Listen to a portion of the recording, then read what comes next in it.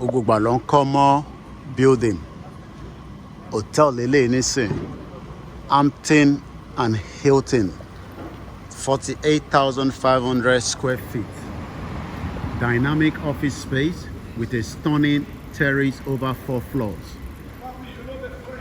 These are into ẹ̀ka àwọn náà máa kọ́ sí ilẹ̀ Yorùbá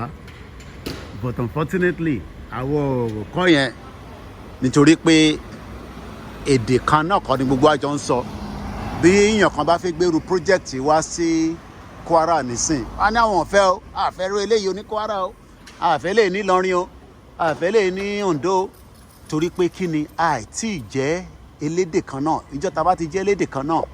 a máa ní understanding ẹ̀. Sórí this project nísìn tó bá parí tán wàá tún lọ sí bòmíì ó yẹ nísìn tó máa parí ẹ̀ wàá tún lọ bòmíì wàá tún lọ kọ́ míì wọ́n wá ń kọ́ bẹ́ẹ̀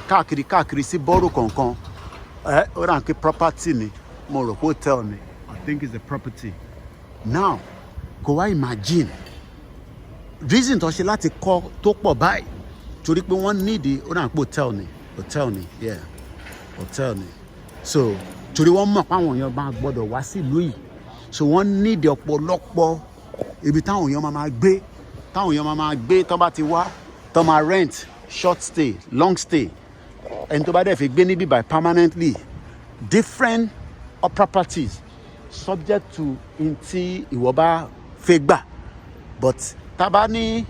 kí ni ìdí tí Yorùbá gbọ́dọ̀ gbà dúró lára ìdí kan náà tún lélẹ̀ ká lè build so many properties àwọn kan fẹ́ build àwọn properties báyìí but ìdí tí kò ṣe kó work ni pé government policy is a big problem. Government yín wọ́n ti wà corrupt ní state level ní local government level so báwo ló ṣe wá fẹ́ expect kọ́kọ́ àwọn building to máa make it different to máa make it impact and these are all the reasons táwọn èèyàn bá ń béèrè pé kí ni ìdí tá a ṣe fẹ́ dá dúró lára àwọn ìdí yẹn òun náà lè ti rí yẹn náà.